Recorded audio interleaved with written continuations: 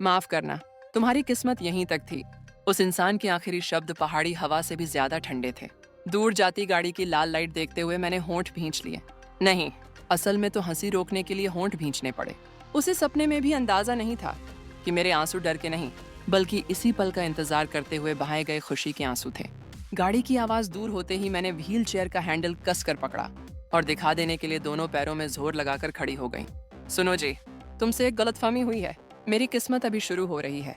इस कहानी को शुरू करने से पहले अगर आप ऐसी जबरदस्त कहानियां सबसे पहले देखना चाहते हैं तो सब्सक्राइब और लाइक जरूर कर दीजिए। अंत तक जरूर देखिएगा। पहाड़ों में सन्नाटा छाया हुआ था। उस इंसान की काली गाड़ी अब नजर से भी ओझल हो चुकी थी। मैंने धीरे धीरे सांस ली। 6 महीने बाद पहली बार बिना किसी की नजर के अपने दोनों पैरों पर जमीन पर खड़ी थी। तलवों से महसूस होती मिट्टी की खुरदुरी जमीन इतनी प्यारी लगेगी, ये मैंने सोचा नहीं था। कड़कड़, दांत अपने आप भींच गए। अभी कुछ देर पहले तक उस इंसान ने जो घिनौना नाटक किया वो चेहरा आंखों के सामने घूम रहा था। शांता, यहाँ पहाड़ों में ताजी हवा में आराम करो, मैं जल्दी लेने आऊंगा। नया झूठ था। वो मुझे लेकर इस सुनसान पहाड़ी तक आते हुए पूरे रास्ते गुनगुना रहा था। बीच बीच में शीशे से मेरी तरफ चोर नजरों से देख रहा था और मुस्कुराहट रोक नहीं पा रहा था। शायद उस प्रिया को फोन करके कह रहा होगा, शैंपेन निकाल कर रख दे। व्हील चेयर पर बैठी बूढ़ी बीमार पत्नी जो अपना मलमूत्र भी खुद नहीं संभाल सकती, उस बोझ को आज आखिरकार फेंक दिया, ऐसा सोच रहा होगा। मैंने अपने पुराने जूते से जमीन पर गिरी बीड़ी को मसल कर बुझाया। मुझे छोड़कर जाते वक्त उसने फेंकी थी। जिंदगी भर पति की सेवा करने का इनाम बस एक बीड़ी का टुकड़ा और पहाड़ों में मौत। 30 साल की शादी कितनी बेमतलब लगने लगी। लेकिन अजीब बात, दुख नहीं हो रहा था, बल्कि सीने के अंदर एक आग की लपट उठ रही थी। ठीक है राजेश शर्मा, तुम्हें यही चाहिए था ना? मेरे बिना उस प्रिया के साथ मेरी जमीन, मेरा मकान सब बेचकर ऐश करना। मैंने अपनी साड़ी के पल्लू में छिपा कर रखा स्मार्टफोन निकाला। हाथ कांप रहे थे लेकिन ठंड से नहीं। स्क्रीन पर लाल अक्षरों में लिखा था, रिकॉर्डिंग चालू है। रिकॉर्डिंग टाइम 3 घंटे 42 मिनट 15 सेकंड। घर से निकलते वक्त से लेकर अभी तक गाड़ी में प्रिया से की गई बात, मुझे पहाड़ पर छोड़ते वक्त बोले गए जहरीले शब्द और गाड़ी का एक्सेलरेटर दबाकर भागने की आवाज, सब कुछ एक एक शब्द कैद हो चुका था। मर जा शांता देवी, तेरे मरने से मेरी जिंदगी शुरू होगी। अभी कुछ देर पहले उसने बड़बड़ाते हुए कहा था। मैंने रिकॉर्डिंग बंद की और तुरंत स्पीड डायल नंबर 1 दबाया। रिंग बजने से पहले ही सामने वाले ने फोन उठा लिया। हेलो मैडम जी, आप ठीक हैं? एडवोकेट विक्रम की घबराई हुई आवाज थी। वकील साहब, मेरी आवाज हैरानी की हद तक शांत निकली। जी मैडम जी, अभी जीपीएस ट्रैकिंग चल रही है। पुलिस के साथ रास्ते में हूँ। क्या पतिदेव निकल गए? अभी गए, बड़े खुश होकर गए। मैंने खाली सड़क की तरफ देखते हुए हंसी। अभी अभी परित्याग का सबूत मिल गया। हत्या का प्रयास, परित्याग और धोखाधड़ी, इन सब से उस आदमी को बर्बाद करना पक्का है ना? बिल्कुल मैडम जी। रिकॉर्डिंग और मौके की स्थिति को देखते हुए गिरफ्तारी टल नहीं सकती। वो घर पहुंचे उससे पहले हम पहुंच जाएंगे। आपकी तबीयत कैसी है? तबीयत एकदम उड़ान भर रही हूँ। 6 महीने से लकड़ी की तरह पड़े रहना जान निकल रही थी। मैंने अकड़ी हुई कमर सीधी की और स्ट्रेचिंग की। कड़ कड़ कड़, हड्डियों की आवाज जंगल में गूंज उठी। असल में 6 महीने पहले जब डॉक्टर ने कहा चमत्कार हो रहा है, नसें वापस आ रही हैं, तब मैं सीधा पति को बताने वाली थी। मेरे पैर ठीक हो रहे हैं। ये खबर सबसे पहले जिसे खुश करनी चाहिए वो मेरा पति है, ऐसा मैं मानती थी। लेकिन उसी रात अस्पताल के कमरे के बाहर से आती उसकी बात ने मेरा मुंह बंद कर दिया। अरे, डॉक्टर बोल रहा है कोई उम्मीद नहीं, वो बुढ़िया ऐसे ही पड़ी पड़ी मरेगी। जमीन का काम बस इंतजार कर, उसके मरते ही सब अपना। क्या बदबू आती है? मुझे भी उल्टी आती है यार, लेकिन उस जमीन की कीमत याद करके बर्दाश्त करता हूँ। वैसे एक बात बता, कहीं जंगल में छोड़ आऊं और लापता की रिपोर्ट लिखवा दूं तो? उस रात मेरा दिल धक से रुक गया। भगवान ने मेरे पैरों में जान लौट आई और उसी पल मुझे दिखा दिया कि जिसे मैं भगवान मानती थी वो असल में राक्षस है। मैंने उस रात तकिए में मुंह दबाकर खून के आंसू बहाए और कसम खाई, अपने पैरों पर खड़े होकर इस राक्षस को अपने पैरों तले कुचलूंगी। उसके बाद के 6 महीने नरक से भी बदतर थे। मैंने अपने ठीक हो रहे पैरों को छिपाया, पूरी तरह लाचार मरीज का नाटक किया। जब वो मेरे पैर दबाता रोंगटे खड़े हो जाते, लेकिन मैं खाली आंखों से छत ताकती रहती। घर में उस प्रिया को लाकर मेरे सामने, मेरे बेडरूम में, मैं बाहर व्हील चेयर पर बैठी लार टपकाती पागल का नाटक करती रही। बस थोड़ा और सह ले शांता, अभी उठी तो मर जाएगी। सबूत पूरे होने तक मरी हुई बनकर पड़ी रह। हर रात जांघ में सुई चुभोकर गुस्सा रोकती थी। मांस फटने का दर्द उन दोनों की हंसी सुनने के दर्द से कम था। एक दिन प्रिया ने मेरे सामने गर्म दलिया का कटोरा मेरे हाथ पर गिरा दिया, जानबूझकर। अरे देखो, इसे गर्म गिरा फिर भी हिली तक नहीं। सच में दिमाग खराब हो गया इसका। राजेश हंसा। मैंने बोला ना, बस सांस ले रही है, जिंदा लाश है। मैंने भीतर से चीख मारी लेकिन बाहर से पलक तक नहीं झपकी। यहाँ रिएक्ट किया तो खेल खत्म।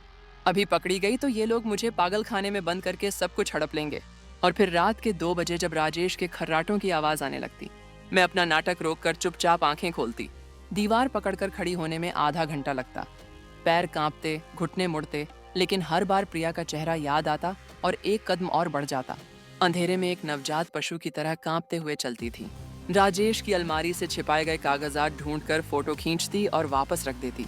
हर रात मैं एक जासूस की तरह काम करती थी। एक रात राजेश मेरी अलमारी पागलों की तरह उलट पुलट कर रहा था।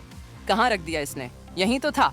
वो मेरी मुहर ढूंढ रहा था जमीन के कागजात पर लगाने के लिए। मैं रजाई ओढ़कर आधी खुली आंखों से उसकी पीठ घूर रही थी। मेरा हाथ तकिए के नीचे छिपे फोन पर था, वीडियो रिकॉर्ड चालू। वो थककर बैठक में आया और सोफे की पुरानी गद्दी पर बैठ गया। मैंने रजाई में मुंह दबाकर हंसी रोकी। बेवकूफ इंसान, तू जिस गद्दी पर बैठा है उसके बीचों बीच मैंने अपनी मुहर सिलकर रख दी है। अगले दिन प्रिया आई, मुहर मिली? नहीं, इस बुढ़िया ने पागल होते हुए भी मुहर तो भूत की तरह छिपा दी। दोनों ने पूरा घर उलट दिया लेकिन सोफे की फटी पुरानी गद्दी को छुआ तक नहीं। मैं व्हील चेयर पर लार टपकाती हुई अंदर से जश्न मना रही थी। ढूंढ लो, जिंदगी भर ढूंढो। तुम्हारी लालच ने तुम्हारी आंखों पर पट्टी बांध दी है। मैडम जी पहुंच गए हैं, बस 10 मिनट। कोई जल्दी नहीं, उस इंसान को घर पहुंचकर शैंपेन खोलने में अभी वक्त लगेगा। फोन रखकर मैंने व्हील चेयर को लात मारी। धड़ाम! व्हील चेयर ढलान से लुढ़कती हुई नीचे गिर गई। उस टूटे मुड़े लोहे के ढांचे में मुझे राजेश शर्मा का भविष्य दिखा। ठंडी हवा चल रही थी लेकिन सर्दी नहीं लग रही थी, बल्कि सीने में राहत थी। मैंने जेब से लिपस्टिक निकाली। 6 महीने से उस इंसान ने बीमार को सजने की क्या जरूरत कहकर शीशा तक नहीं देखने दिया था। आईने में चेहरा थका हुआ था लेकिन आंखें 20 साल पहले जब अपने हाथों से ढाबा खड़ा किया था वैसी ही जलती हुई। रुक जा राजेश, मैंने जो थाली सजाई है अब मैं ही उलटने आ रही हूँ। दूर से पुलिस की सायरन की आवाज आने लगी। पुलिस की गाड़ी में बैठकर शहर की तरफ जाते हुए खिड़की से बाहर अंधेरा पहाड़ पीछे छूटता जा रहा था। उस अंधेरे में 30 साल तक बेवकूफ बनी रहने वाली पुरानी शांता देवी को छोड़ आई हूँ। अब जो जा रही है वो हैंसिल अदालत वाली शांता देवी नहीं, नरक से लौटी बदले की देवी है। चलिए अपने पति को सरप्राइज देने चलते हैं। अगर ये कहानी आपके दिल को छू रही है तो लाइक बटन दबा दीजिए और सब्सक्राइब करना मत भूलिएगा ताकि ऐसी कहानियां आप तक पहुंचती रहें। अब आगे सुनिए, असली तमाशा तो अभी शुरू हो रहा है। दरवाजा खुला, अंदर से शैंपेन की मीठी महक, तेल मसाले की गंध और इत्र की बदबू। दहलीज पर अनजान लाल सैंडल रखे थे मेरी चप्पलों को धकेल कर। वही लाल सैंडल 3 महीने पहले जब प्रिया ने मेरे हाथ पर दलिया गिराया था उस दिन पहन कर आई थी। ड्राइंग रूम से हंसी ठहाके गूंज रहे थे। चीयर्स! सांस आई। उस बदबूदार बोझ को हटाया तो घर कितना बड़ा लग रहा है। हाँ ना, पहले ही फेंकना चाहिए था। अरे पर वो बुढ़िया पहाड़ में ठंड से मर गई तो मरे तो और अच्छा। लापता की रिपोर्ट, 5 साल बाद मृत्यु प्रमाण पत्र और बीमे का पूरा पैसा सब अपना। वाह, मेरी प्रिया तो बड़ी तेज है। छन्न! गिलास टकराने की आवाज। मेरी मौत का जश्न मना रहे थे। मैंने पीछे खड़े एडवोकेट विक्रम और पुलिस को हाथ से रोका। अभी नहीं, इनकी पार्टी मेरे हाथों बर्बाद होगी। मैं जानबूझकर जोर जोर से कदम रखती हुई ड्राइंग रूम में दाखिल हुई। मेरे कदमों की आवाज सुनते ही हंसी रुक गई। कौन है? मैंने जवाब देने की जगह लाइट का स्विच ऑन किया। तेज रोशनी से कमरा भर गया। सोफे पर राजेश और प्रिया चिपके बैठे थे। टेबल पर शैंपेन और चिकन की हड्डियां बिखरी थीं। दोनों की नजरें एक साथ मुझ पर आकर रुकीं। 1 सेकंड का सन्नाटा। राजेश की आंखें बाहर आने को हुईं, मुंह खुला रह गया। प्रिया के हाथ से शैंपेन का गिलास छूटा। चनाक कांच के टुकड़े चीख की तरह बिखरे। वाह वाह, भूत! 3 घंटे पहले पहाड़ पर छोड़ा यह अधरंग, दिमागा खराब वो बीवी, अभी सामने 2 पैरों पर खड़ी जलती आंखों से घूर रही है। मैं धीरे धीरे उनके पास गई। हर कदम पर राजेश सोफे के पीछे से कुड़ता गया। मत आ, दूर रह, भूत बचाओ। मैंने हंसकर कुर्सी खींची और बैठ गई। उनका बचा हुआ चिकन उठाया। भूत? हाँ, भूत नहीं, मैं हूँ तुम्हारी किस्मत, और तुम्हारी किस्मत अभी शुरू हो रही है। तुम्हें पता है 6 महीने पहले से मेरे पैर ठीक थे। तुम अपनी प्रिया में इतने डूबे थे कि ध्यान ही नहीं दिया। क्या क्या बोल रही है? 6 महीने? हाँ, तू जो नींद की गोली खिलाता था वो मैं टॉयलेट में फेंक देती थी। तू जो मुहर ढूंढ ढूंढ कर पागल हो रहा था, मैं अंदर से हंस रही थी। मैंने उठकर सोफे की पुरानी गद्दी उठाई, उनकी आंखों के सामने जिप खोली। गद्दी की रुई के बीच से लाल स्याही लगी मोहर टपकी। ये ढूंढ रहे थे ना, ये लो। राजेश का चेहरा स्याह पड़ गया। प्रिया कांपती हुई उसके पीछे छिप गई। तू सब जानती थी? जानबूझकर धोखा किसने दिया? उलटा चोर कोतवाल को डांटे। मैंने फोन निकालकर प्ले बटन दबाया। मर जा शांता देवी, तेरे मरने से मेरी जिंदगी शुरू होगी। स्पीकर से निकलती उसकी अपनी आवाज पूरे कमरे में गूंज उठी। राजेश कांपता हुआ मेरे पैर पकड़ने आया। शांता, मुझसे गलती हो गई, पागल हो गया था, माफ कर दे। हम पति पत्नी है ना? पति पत्नी? मैंने उसका हाथ झटका। समझाओ ना, लेकिन मुझे नहीं इन्हें। मैंने दरवाजे की तरफ इशारा किया। पुलिस और एडवोकेट विक्रम अंदर आ गए। राजेश शर्मा, प्रिया गुप्ता, हत्या का प्रयास, परित्याग, धोखाधड़ी के आरोप में गिरफ्तार। हथकड़ी निकलते ही प्रिया चीखी, मैंने नहीं किया, सब इसने करवाया। चुप कर, तूने ही भड़काया। एक दूसरे पर दोष मढ़ते इन दोनों का घिनौना तमाशा देखकर मुझे हंसी आ गई। मैंने प्रिया के सामने खड़े होकर एक जोरदार थप्पड़ जड़ा। ये मेरे हाथ पर गर्म दलिया गिराने का हिसाब। फिर राजेश के पास गई दूसरे हाथ से, और ये मेरे 30 साल को कूड़ेदान में फेंकने का। अब शुरुआत है, जेल में सड़ो। मेरा पैसा, मेरी जमीन, मेरा मकान, सपने में भी मत सोचना। तुम्हें मिलेगा बस जेल की रोटी। 2 हफ्ते बाद कोर्ट। अदालत की लकड़ी की कुर्सियों से पुरानी धूल की गंध आ रही थी। मैंने सामने देखा, कटघरे में राजेश बैठा था। हथकड़ी के निशान कलाई पर अभी भी थे। प्रिया भी थी, मेकअप के नीचे भी आंखें धंसी हुई। जज साहब ने पूछा, पीड़ित शांता देवी, क्या आप समझौते के लिए तैयार हैं? मैं खड़ी हुई, घुटने कांपे, लेकिन तलवों में जोर भरकर रोक लिया। उस इंसान ने मुझे पहाड़ पर मरने के लिए छोड़ दिया, मर जा कहकर गया। अगर यह समझौते से खत्म हो सकता है तो दुनिया में अपराध ही कहाँ रहेगा। अदालत में सन्नाटा छा गया। रिकॉर्डिंग बजी, मर जा शांता देवी। राजेश का चेहरा सफेद, प्रिया का हाथ कांपता हुआ। जज ने कहा, भागने और सबूत मिटाने का खतरा है, हिरासत जारी रहेगी। उस पल कंधों से एक बोझ उतरा। पूरी तरह खत्म नहीं हुआ, लेकिन कम से कम वो इंसान अब AG कहकर मेरे सामने आसानी से नहीं आ सकेगा। कुछ दिन बाद मैंने एक छोटी सी दुकान किराए पर ली।